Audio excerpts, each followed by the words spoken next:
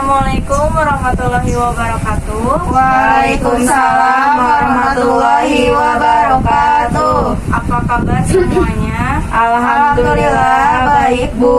Ibu bagaimana Bu kabarnya? Alhamdulillah baik. Sebelum kita memulai pertemuan kali ini, mari kita baca doa terlebih dahulu. Berdoa dimulai.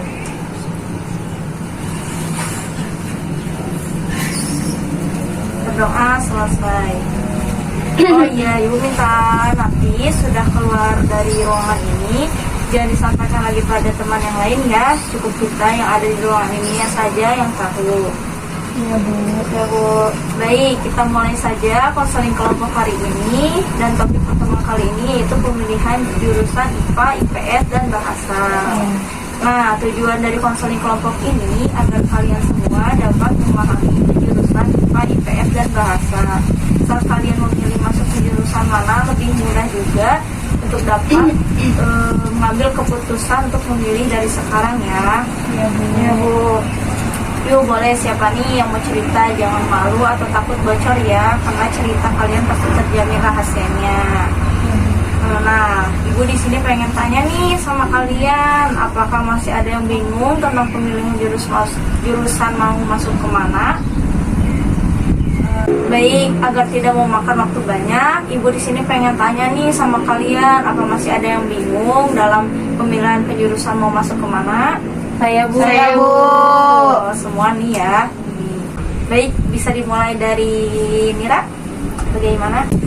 Jadi begini Bu, saya masih bingung mau masuk jurusan mana karena saya masih belum memahami secara jelas mengenai penjurusan IPA, IPS, dan juga Bahasa Indonesia. Oh iya, kalau Risa atau Tasya, apa sama seperti yang barusan Mira tanyakan? Ya Bu, sama. Saya juga kurang paham. Baik, Ibu akan jelaskan ya. Di sini yang masih juga percaya kalau jurusan IPA itu dipenuhi oleh anak-anak pintar yang rajin dan cinta damai. Ada masih percaya juga kalau anak IPA itu terjamin masa depan yang cerah. Bisa diterima di jurusan mana saja. Mulai sekarang kamu perlu berpikir positif ya, bahwa asalnya tidak semua anak IPA itu sangat rajin dan super pintar. Ada juga yang kadang suka curi-curi bolos dan tidak semua itu diterima di jurusan favorit. Di IPA juga kalian akan fokus belajar matematika, kimia, biologi, dan fisika. Yang katanya IPA itu tentang ilmu penghitung, sebenarnya tidak sepenuhnya benar ya. Nah, pelajaran IPA lebih menekankan ke pemahaman akan ilmu yang pasti. Nah, jika IPS belum tentu juga jago hafalan ya. Padahal anak IPS tidak pernah sama sekali dituntut untuk menghafal. Kenapa harus dihafal? Kalau yang dipelajari adalah soal interaksi sosial dan di kehidupan sehari-hari. Juga pelajaran sejarah yang akan mendorong berpikir kritis dan analitis. Lalu bahasa. Nah, jurusan bahasa banyak mempelajari bahasa lain di samping bahasa Indonesia. Contohnya saja bahasa sastra, Inggris, antropologi, bahasa asing, dan bahasa daerah. Jadi bisa dibilang kalau anak bahasa ini kayak sekali pengetahuan akan bahasa dan budaya. Nah, apapun jurusan nanti yang kamu pilih, sebaiknya disesuaikan dengan keinginan dan kemampuan dari kalian ya. Prospek ke depan dari semua jurusan itu bagus kok. Jadi nggak usah percaya kalau salah satu dari jurusan itu hebat atau lebih menjadikan kalian di masa yang akan datang. Ya Bu. Oh, jadi begitu ya Bu. Nah, Ibu, bagaimana agar kita dapat tahu caranya bahwa kemampuan diri kita itu masuk salah satu jurusan? Jadi begini ya, kalian mengikuti beberapa tes sebelum masuk jurusan yang nanti akan diadakan oleh sekolah juga ya. Lalu kalian bisa nih saat pembagian rapor melihat bagaimana nih yang mendapat menonjol, dan itu bisa dilihat ya. Begitu Mira. Oh iya, baik Bu, terima kasih. Bu, saya ingin bercerita sedikit. Jadi, mengenai permasalahan pemilihan jurusan, di mana orang tua saya sekali saya masuk jurusan IPA. Sedangkan saya ingin mengambil IPS karena setelah saya melihat hasil rapor dan proses belajar dari sebelumnya, menonjol pada IPS. Jadi bagaimana ya Bu? Begini ya Risa, dimanapun setiap orang itu memiliki kemampuan yang berbeda-beda. Risa bisa menjelaskan kepada orang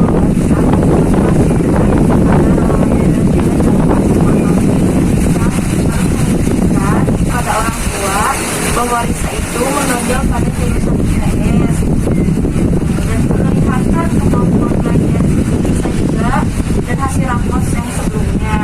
Berikan juga pandangan kepada orang tua seperti yang tadi Ibu bicarakan, di mana semua jurusan itu sama-sama bagus, tidak ada yang tidak bagus. Jadi kita tidak bisa berpikir bisa seperti yang diinginkan orang tua Risa itu. Nah, yang saya akan dari jurusan lain itu tidak benar ya.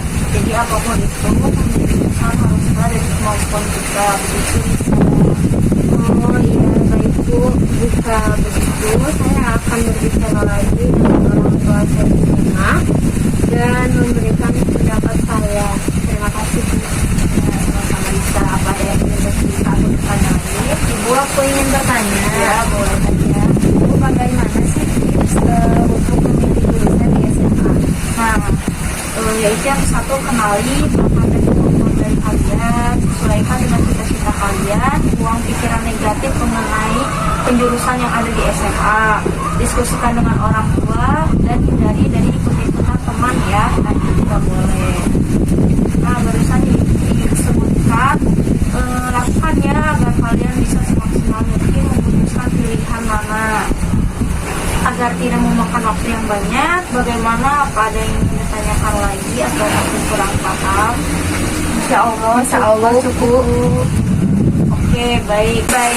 Kalau tidak ada yang ditanyakan lagi, Ibu rasa sudah cukup ya pertemuan kali ini. Kita tutup saja dengan bersama-sama. Alhamdulillahirobbil alamin. Terima kasih untuk yang sudah dapat hadir pada pertemuan hari ini. Semoga pembahasan yang tadi hingga akhir dapat bermanfaat ya. Ya Bu.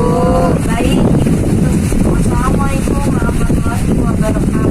Waalaikumsalam warahmatullahi wabarakatuh.